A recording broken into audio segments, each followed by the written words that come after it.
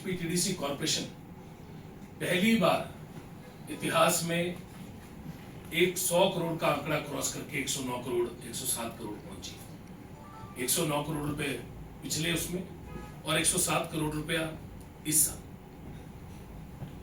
प्राकृतिक आपदा के बावजूद और पूरे प्रदेश के लोगों के साथ कटने के बावजूद, मतलब सड़कें जब टूटती हैं, पुल टूटते हैं, पानी अपना रुख बदलता है, नदियां अपना रुख बदलती हैं, तो सड़कें जब इतना बड़ा कहर होता है प्रकृति का, बादल फटते हैं, तो सबसे ज्यादा जो हिट होता है वो टूरिज्म होता है। पर उसके बावजूद हमने ये ऐतिहासिक टर्नओवर की।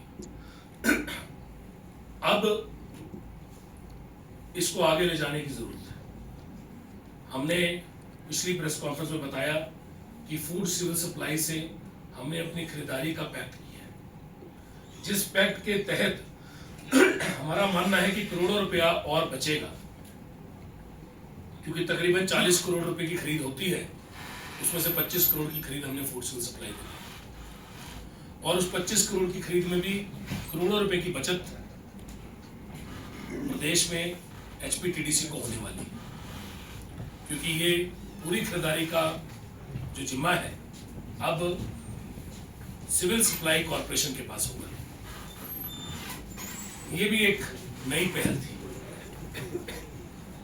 आज मैं आपके आगे एक बहुत बड़ी चीज डिक्लेयर करने जा रहा हूं, और ये एक ऐतिहासिक चीज है।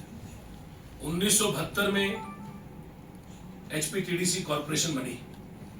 आज अभी मैं सीधा अपनी बीओडी की बैठक से, बोर्ड ऑफ डायरेक्टर की बैठक से उठ के आ रहा हूं।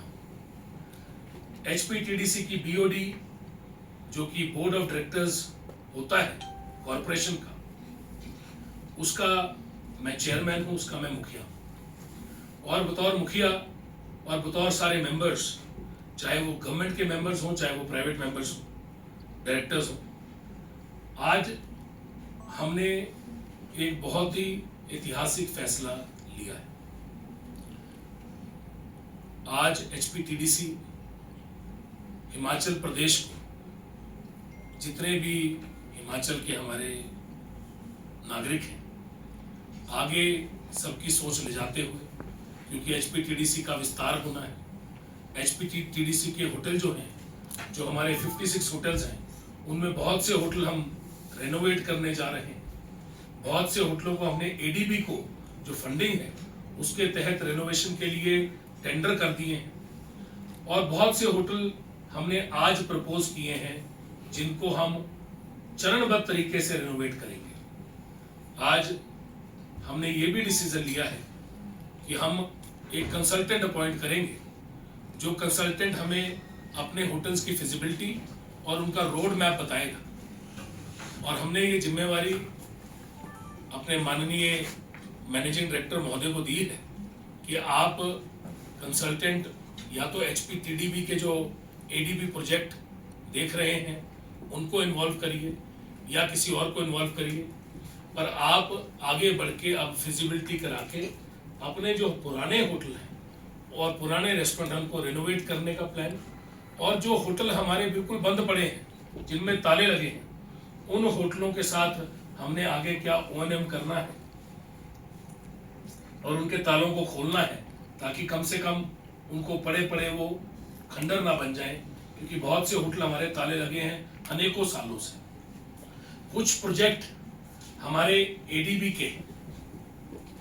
के प्रोजेक्ट जो पिछली ट्रांच के थे, जो प्रोजेक्ट इससे पहले बने थे, चाहे वो माता का बाग कांगड़ा में, चाहे वो बीड़ बिलिंग का इंस्टीट्यूट, और चाहे वो अलग अलग रजियाना के अंदर एक बहुत बड़ा आर्ट एंड कल्चर विलेज, अलग अलग चीजें बनी थी, जो एडीबी के प्रोजेक्ट में करोड़ों रुपए की लागत से बनी थी, पर उनमें ताले लगे हुए थे। आज तक वो जंग खा रही थी, वो शुरू नहीं हो पाई थी। उनके ताले खोलने का काम एचपीटीडीसी करने जा रहा है। वो जो प्रॉपर्टीज में करोड़ों रुपए लगा, और करोड़ों रुपए की भूमि जिन प्रॉपर्टीज को दी गई, और करोड़ों रुपए की एडीबी की पिछली ट्रांच की लागत से वो बना, मतलब हमारे से पूर्व की सरकार में बना, चाहे उससे पहले बना, अनेकों सालों से वो प्रोजेक्ट बंद पड़े हैं, जैसे जैसे ट्यूलिप गार्डन है, जैसे मैंने आपको अलग अलग प्रॉपर्टीज के नाम दिए। इन प्रॉपर्टीज को आगे किस तरह से आपने देना है और इनके तालों को खोलना है, ताकि ये नई करोड़ों रुपए लगा के जो प्रॉपर्टीज बनी है और प्रदेश को इतनी बड़ी बड़ी प्रॉपर्टीज मिली हैं जिसमें करोड़ों करोड़ों रुपए खर्च किया गया है, उन प्रॉपर्टीज को आगे दिया जाए ताकि वो चल पाए।